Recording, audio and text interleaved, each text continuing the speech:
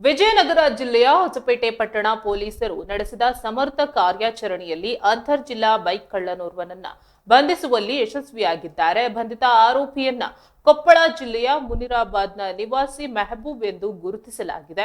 ಮೆಹಬೂಬ್ನನ್ನ ಬಂಧಿಸಿದ ಪೊಲೀಸರು ಆತನಿಂದ ಸುಮಾರು 12,81,000 ರೂಪಾಯಿ ಮೌಲ್ಯದ 14 ಬೈಕ್ಗಳನ್ನ ವಶಪಡಿಸಿಕೊಂಡಿದ್ದಾರೆ ಎಂದು ತಿಳಿದು ಬಂದಿದೆ. ವಶಪಡಿಸಿಕೊಂಡ ಬೈಕ್ಗಳಲ್ಲಿ ಹೊಸಪೇಟೆಯಲ್ಲಿ ಕಳವು ಮಾಡಲಾದ 3 ಬೈಕ್ಗಳು, ಮುನಿರಾಬಾದ್ನಿಂದ 1, ಬಳ್ಳಾರಿಯಿಂದ 2, ಗದಗದಿಂದ 1, ಸಂಡೂರಿನಿಂದ 1, ಗಂಗಾವತಿಯಿಂದ 1, ಕಂಪ್ಲಿಯಿಂದ 1 ಹಾಗೂ ಮಂಡ್ಯ ಜಿಲ್ಲೆಯಿಂದ ಕಳವು ಮಾಡಲಾದ 2 ಬೈಕ್ಗಳು ಸೇರಿವೆ ಎಂದು ಪೊಲೀಸರು ಮಾಹಿತಿ ನೀಡಿದ್ದಾರೆ. ಆರೋಪಿ ಮೆಹಬೂಬ್ ಈ ಹಿಂದೆ ಬೈಕ್ಗಳನ್ನ ಕಳ್ಳತನ ಮಾಡಿದ ಹಲವು ಪ್ರಕರಣಗಳಲ್ಲಿ ಭಾಗಿಯಾಗಿದ್ದ. ಹೊಸಪೇಟೆ ಪಟ್ಟಣ ಪೊಲೀಸ್ ಠಾಣೆಯಲ್ಲಿ 2022ರಲ್ಲಿ ಮತ್ತು ಕೊಪ್ಪಳ ಪೊಲೀಸ್ ಠಾಣೆಯಲ್ಲಿ 2008ರಲ್ಲಿ ಬೈಕ್ ಕಳ್ಳತನಕ್ಕೆ ಸಂಬಂಧಿಸಿದಂತೆ ಆತನ ಮೇಲೆ ಪ್ರಕರಣಗಳು ದಾಖಲಾಗಿದ್ವು. ಪೊಲೀಸರು ಆರೋಪಿಯನ್ನ ನ್ಯಾಯಾಲಯಕ್ಕೆ ಹಾಜರುಪಡಿಸಿ ಹೆಚ್ಚಿನ ವಿಚಾರಣೆಗಾಗಿ ತಮ್ಮ ವಶಕ್ಕೆ ಪಡೆಯಲು ಸಿದ್ಧತೆ ನಡೆಸಿದ್ದಾರೆ.